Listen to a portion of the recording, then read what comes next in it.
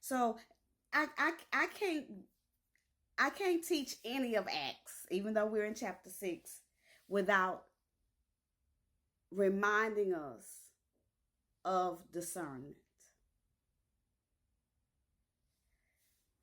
We've learned that discernment will bring calmness, discernment will bring wisdom,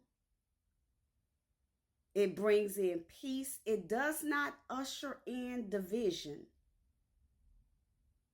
because discernment is listening to the Holy Spirit guide you.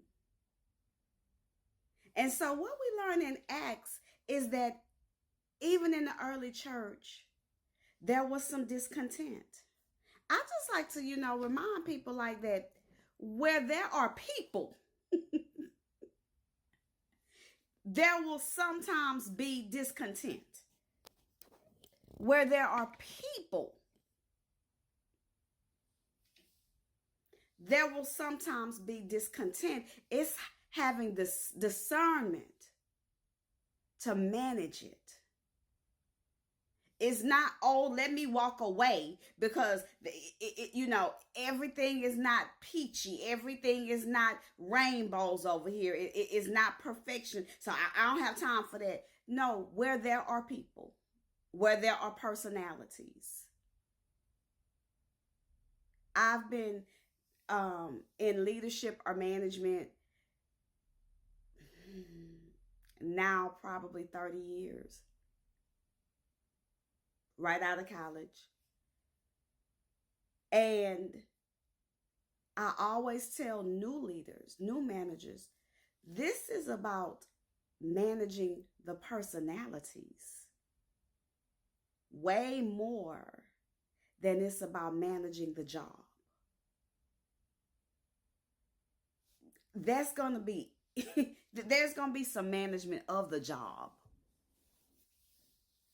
But when you can get the personalities managed, then you can teach the people how to work together. A lot of times that's what's missing. What's missing when you find a workplace where it seems like this is total disarray. Oh, this is too much drama. Oh, it does not flow well. It's always something. My head is hurting. It's really a lot of times not the work. It's the lack of discernment in the leaders. And so because they are not functioning in discernment, then this disarray, this chaos will show up in the work, but mainly in the personalities of the people. We need to understand that. My first management job out of college, I had probably one person. Initially one person I was over. Okay, so you're managing one personality. And I loved her and she loved me. So guess what? That was easy. And that probably grew to 4. It was when I got to my current job where I am now. And I told you I've been here like over 20 years. And so I walked in charge in an industry in which I knew nothing. And what happened was I knew immediately I'm about to be over like 30, 40 people. This is 10 times what I'm used to. And that is when my walk with the Lord, I knew he called me to know I needed to change. I was in that place making changes every day. But I used to say, I need this word before I go to work so that they can get Jesus and not my stupid. Like I understood who I was so that they won't get this pride. They won't get this slick mouth. They won't get this attitude that I can give when they won't get this side eye. They won't get this raised eyebrow. But they'll get Jesus. That is how I started studying the word every morning. It was so that when I dealt with other people, they would get what I did not naturally have. And it changed me. And it changed that place. And so when you go into an establishment, especially if you go in as leaders and you thinking this is so chaotic, this is in complete disarray, I want to say, check your discernment. Check your discernment. Acts chapter 6 says the believers are rapidly multiplying, is growing. The church is growing. And so now there are some rumblings of discontent.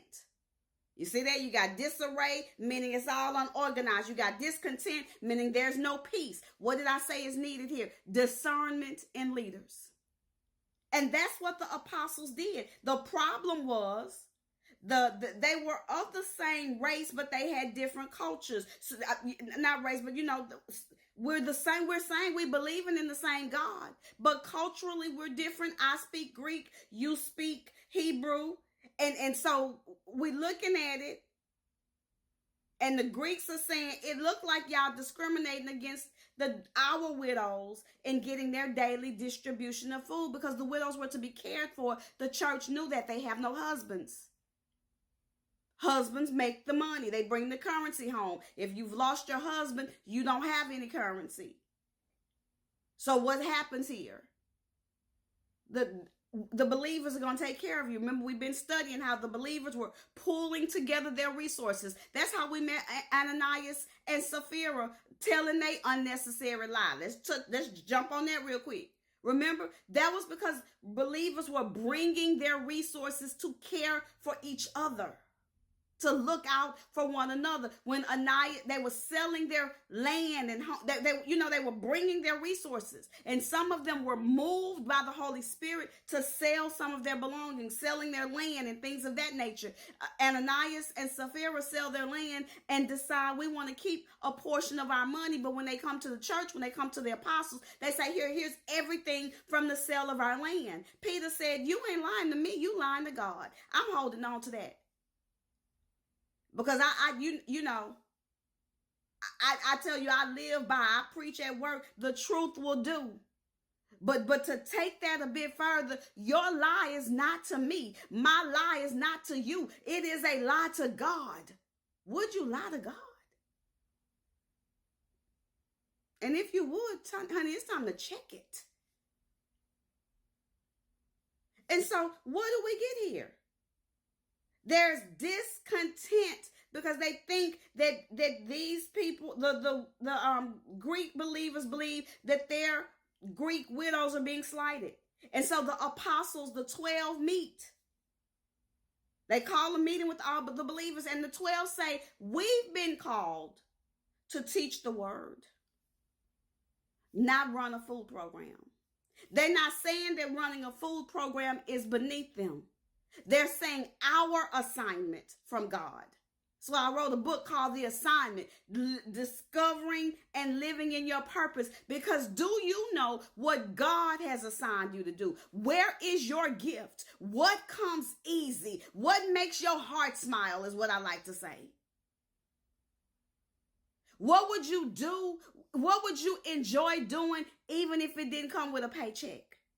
Take that thing and see how you can get a paycheck with it. Because then, what do they say? When you're doing what you love, you're never working.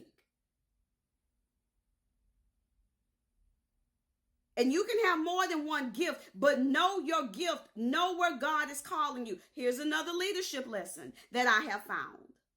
That when you can find what people are naturally good at, where God has gifted them, and work their responsibilities using where God has naturally gifted them, the company, the organization get a gift in that employee.